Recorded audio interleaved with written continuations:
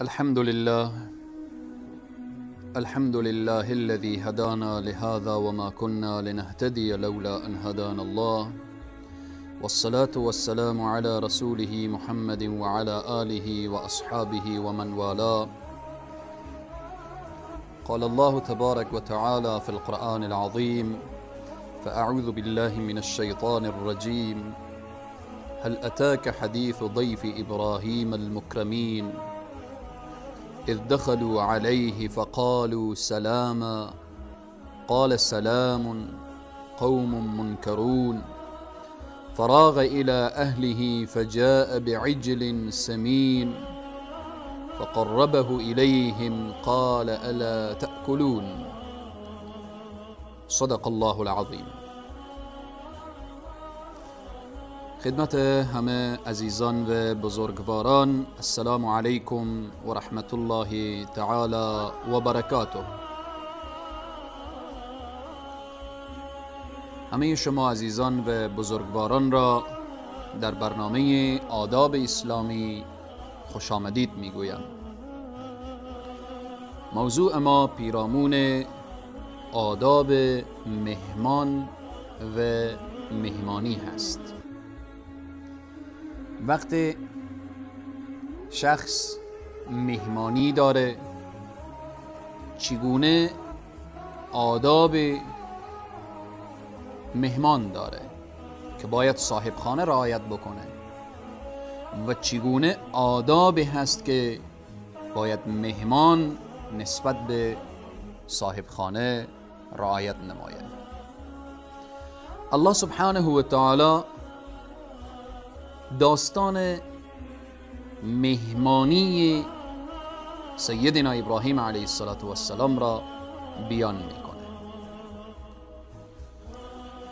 ابراهیم علیه السلام ابو الانبیا، شخصیتی که همه من و شما میگیم ملت از ابراهیم خلیل الله داریم، پیرو ابراهیم خلیل الله هستیم. ابراهیم علیه السلام مهمان را دوست داشتند. حتی در بعضی اقوال می آورد که ابراهیم علیه السلام همیشه کوشش میکردند که با مهمان غذا بخورند.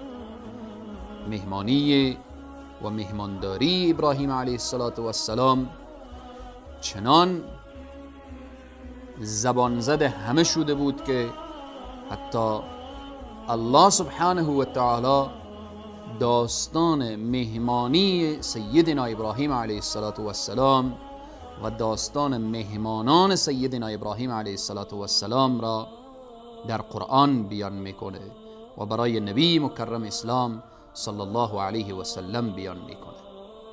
الله تعالی در قرآن میفرماید، چی میگوید؟ هل اتاک حدیث ضیف ابراهیم المکرمین. ای پیامبر، آیا خبر مهمانان گرامی ابراهیم علیه السلام به تو رسیده هست؟ الله سبحانه و تعالی در این آیه از مهمانان ابراهیم علیه السلام و با لفظ المکرمین، مهمانان گرامی، یاد میکنه. اذ دخلوا علیه، وقتی داخل شدن این مهمانها علیه بر ابراهیم، فقالوا سلاما، سلام کردن. ابراهیم علیه السلام قال سلام، ولی قوم منکرون، ابراهیم علیه السلام نمی شناخت. شما ببینید ابراهیم علیه السلام چقدر مهمان را دوست داره. مهمان را نمی شناسه، عزت میکنه، احترام میکنه، اکرام میکنه. فراغ الى اهله فجاء بعجل سمین.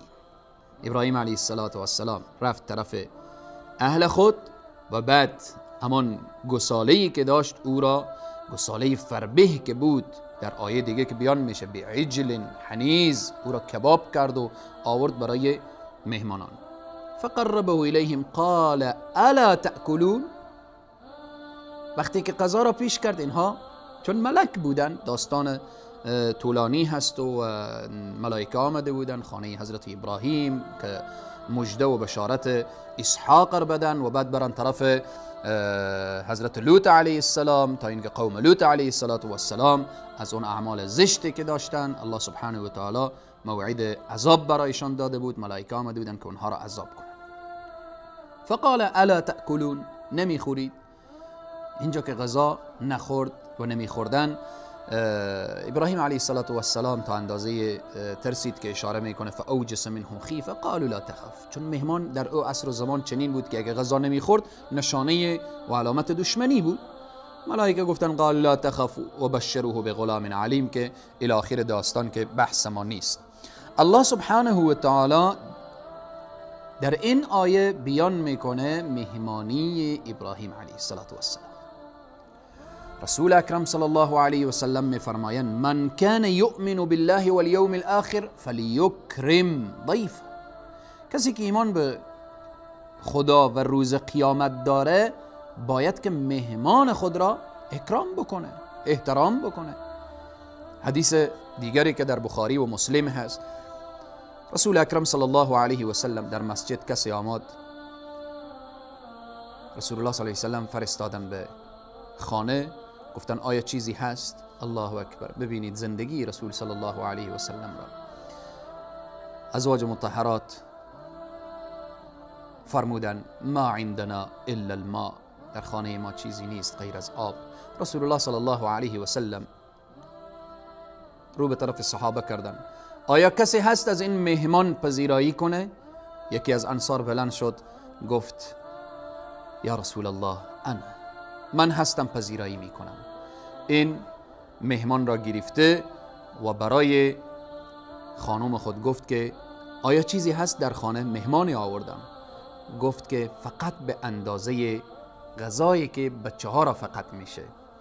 این انصار گفت که بچه ها را امشب بخوابن و غذا برای این آماده بشه. این مهمان رسول الله صلی الله علیه و سلم هست و در وقت غذا خوردن من کاری میکنم تا اینکه غذا تنها تعلق بگیره برای مهمان.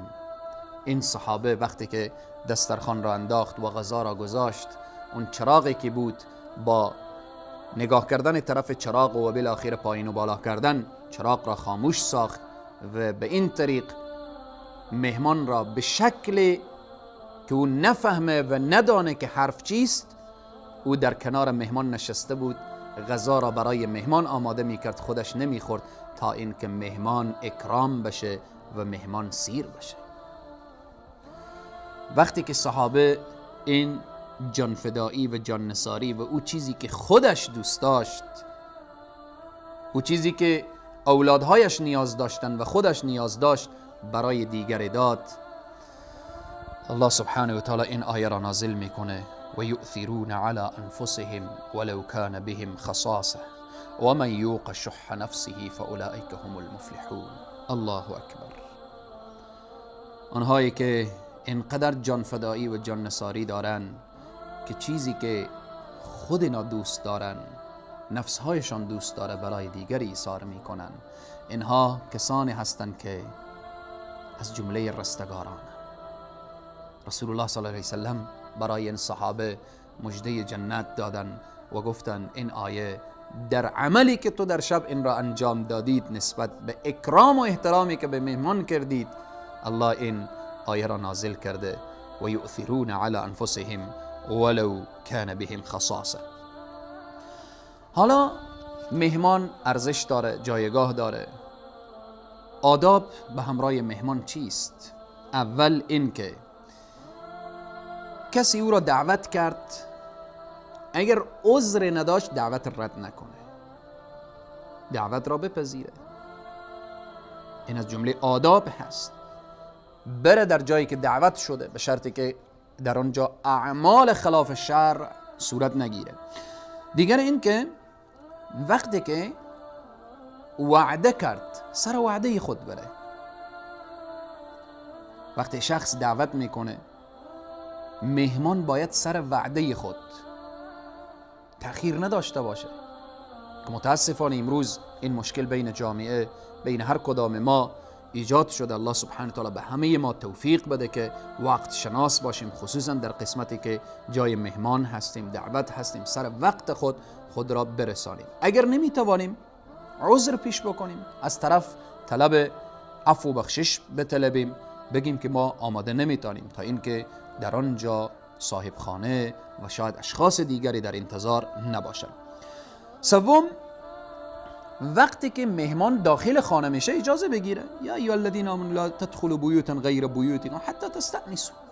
اجازه باید خواسته بشه. اجازه هست در زده بشه، صدا بشه و بعد وارد خانه بشه. از جمله آداب مهمان که باید رعایت بکنه شخص مهمان اینه که وقتی در خانه رفت نشست و خانه داخل شد، هر جایی که صاحب خانه میگه بنشین بنشین. اگر صاحب خانه میگه بلند بشین بلند بشین، اگر صاحب خانه میگه به این طرف خانه بشین به این طرف خانه بنشین، اگر صاحب خانه میگه به هر قسمتی که از خانه صاحب خانه میگه اینجا بفرما بفرما، چون صاحب خانه هست. این از جمله آداب مهمانی هست که باید یک مهمان رعایت کنه. دیگر این که وقتی در خانه نشست زیاد تجسس نکنه. فقط شریعت دو چیز اجازه داده. یکی، مهمان قبله را پرسان بکنه، وقت نماز اگر بود قبله کدام طرف هست. دوم، اگر ضرورتی به دستشویی یا حمام یا بالاخره به می قضای حاجتی که داره، اگر ضرورت به حمام داشت فقط میتونه بگه حمام کجا هست. دیگه لازم نیست که از کل اسرار این خانه پرسان بکنه که این خانه شمالش کجاست، جنوبش کجاست، چند خانه هست، چی طریق هست و چقدر کرایش هست، قیمتش چقدر هست. در این مسائل اینها قضایایی است که شخص مسئولیت نداره پرسان بکنه. پس آداب مهمان و مهمانداری باید رعایت بشه. نکته دیگر این که وقتی در خانه نشست زیاد عجله نکنه به رفتن، لحظات بنشینه. اگر زیاد کار داشت نمی آمد، وقتی آمد زیاد عجله کردن به رفتن نداشته باشه. از جمله آداب مهمان اینه که وقتی طعام آورده شد به طعام عیب نگیره. به طعامی که آورده میشه عیب نداشته باشه و عیب نگیره، نگه که این چگونه طعامی است و این طعام فلان عیب را داره. و همچنین از جمله آداب مهمان اینه که طعام دیگران را سر دسترخوانی که آمده نشسته، طعام دیگران را که در جای دیگری نوش جان کرده تعریف نکنه. سر این دسترخوان نشسته یا شروع میکنه که فلان روز در فلان دسترخوان و در فلان جا و در فلان منطقه و رفتیم و چنین غذاهای خوشمزه بود و چنین و چنان و اینها. پس معنا و مفهوم اینه که اونها خوشمزه بود، این خوشمزه نیست. آداب باید یک انسان مؤمن و مسلمان باید رعایت بکنه. و همچنین وقتی که مهمان طعام خورد، نوش جان کرد، زیاد ننشینه. الله سبحانه و تعالی می فرماید در قسمت رسول اکرم صلی الله علیه و سلم، اشخاصی که به خانه رسول الله میایید متوجه باشید فاذا طعمتم فانتشروا. وقتی شما طعام خوردید دیگه بیرون بشوید، بروید دنبال کار خود، وظیفه خود، زندگی خود.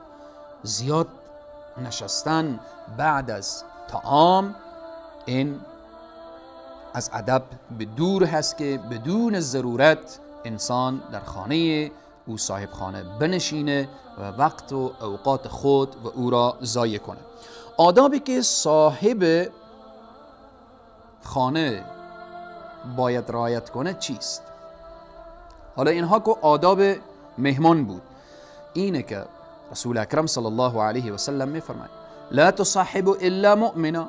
اول دوست نشوید الا که مگر با یک مؤمن. نکته دیگر لا یأکل طعامک الا تقی. طعام خود را ندهید الا که مگر با شخص متقی.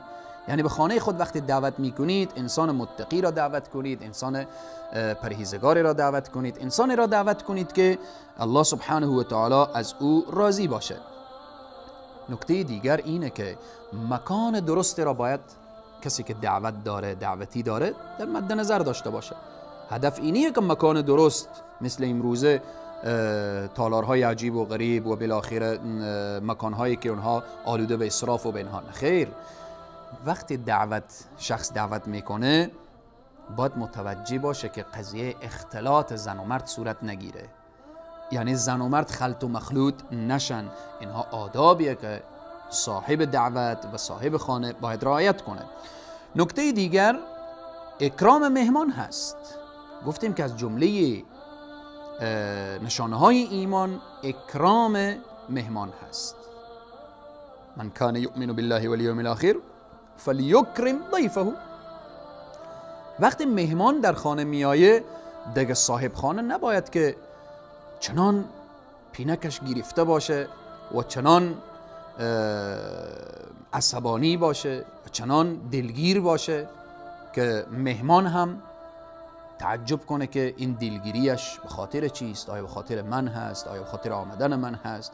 در این راستا صاحب خانه باید تبسم داشته باشه، ولو که اگر مشکلاتی هم داره نباید در مقابل مهمان چنان اظهار بکنه که مهمان ناراحت بشه. از جمله آدابی که باید صاحب خانه، کسی که دعوتی از جانب اوست، رعایت کنه، برای مهمان وقت طعام بده. چگونه؟ وقتی مهمان طلب کرد بعد از نماز عشاء، بعد از عشاء وقتی آمد مباشر برای متصل برای مهمان غذا را آماده کنه، تا اینکه اگر وقت نماز نزدیک هست غذا زود آماده باشه تا از نماز شخص نمانه.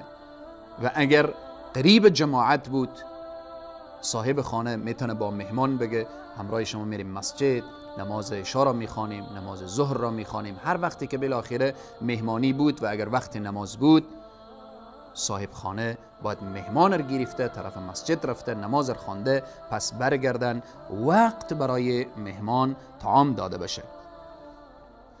همچنین از جمله آدابی که باید صاحب خانه مد نظر داشته باشه اینه که قبل از مهمان دست از غذا نکشه. درسته؟ مهمان شاید آیسته آیسته نان بخوره ولی صاحب خانه تیز تیز نان بخوره، با عجله نان بخوره. به هر صورت اگر سیر هم میشه قبل از اینکه مهمان دست بکشه او باید مصروف غذا خوردن و مصروف و دستش بر ظرف غذا باشه. یعنی خلاصه صاحب خانه باید قبل از مهمان دست از غذا نکشه، چون سبب میشه که مهمان نان نخورده دست از غذا بر میداره. همچنین از جمله آدابی که صاحب خانه و صاحب دعوت باید مد نظر داشته باشه، به پیش مهمانا، به نزد مهمانا حرف نزنه که سبب ناراحتی مهمانا بشه. اگر میفهمه که در این خانه اشخاصی را من دعوت کردم که فکرشان با فکر من برابر نیست، اندیشهشان با اندیشه من برابر نیست، حزبشان با حزب من برابر نیست و بالاخره در این راستا اولا دعوت نمی کردی، حالا که دعوت کردی نباید در خانه خود و در کنار دسترخوان خود حرفی بزنید که او سبب ناراحتی مهمان بشه. پس اینها آداب است که باید یک مسلمان رعایت بنماید. همچنین از جمله آدابی که صاحب خانه باید رعایت کنه اینه که در مهمانی خود اسراف نداشته باشه. نباید اسراف در قسمت خورد و نوش و در این راستا. الله سبحانه و تعالی میفرماید کلوا واشربوا ولا تسرفوا انه لا يحب المسرفین. الله اسرافکارا را دوست نداره. پس مهمان کردید، در مهمانی اسراف نکنید، تکلف نکنید. مهمانیتان به خاطر چشمی و همچشمی نباشه. مهمان به این واسطه دعوت نکنید که دیروز مرا دعوت کرد امروز او را دعوت میکنم. به عروسی بچه خود ما را دعوت کرد، ما هم به عروسی بچه خود و فرزند خود او را دعوت میکنیم. چند روز قبل ما را دعوت کرد، ما هم دعوت میکنیم. نه، طعام دادن برای مهمان به خاطر الله سبحانه و تعالی. چی لذت داره که مهمانی های ما، نشست های ما، حرف زدن های ما، خرج کردن های ما، همه اینها لله باشه، خاص به خاطر الله سبحانه و تعالی باشه، نه به خاطر چشمی و همچشمی و به خاطر نشان دادن و به خاطر ریا و به خاطر سمعه و به خاطر عجب و به خاطر اینکه دیگران ببینن. از جمله آدابی که صاحب خانه و یا صاحب دعوت باید رعایت کنه اینه که وقتی که مهمان بیرون میشد از خانه تا دروازه خانه همراهش برود. این بود آداب مهمان و مهمانداری.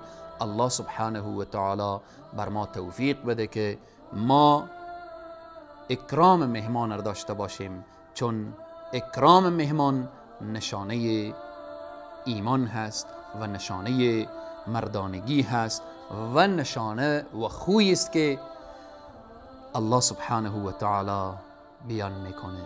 هل اتاک حدیث ضیف ابراهیم المکرمین. ای پیامبر، آیا خبر مهمانان گرامی ابراهیم به تو رسیده است؟ پس ای خواهر مسلمان و ای برادر مسلمان، وقتی مهمانی می آیه در خانه ما نباید ناراحت بشیم، ما نباید رنجیده بشیم. چرا امروز مهمانی ها خسته کن شده؟ چرا امروز دعوتی ها خسته کن شده؟ چرا امروز با وقتی مهمانی می آیه صاحب خانه را غمگین می سازه؟ به خاطر که تکلفات زیاد شده، به خاطر اینکه ما مهمانداری ما به طریق شرعی نیست، به خاطر اینکه ما مصرف ما به اندازه دخل ما نیست. پس بناهن هر برادری باید متوجه بشه که هدف از مهمانی تنها خوردن و نوشیدن نیست.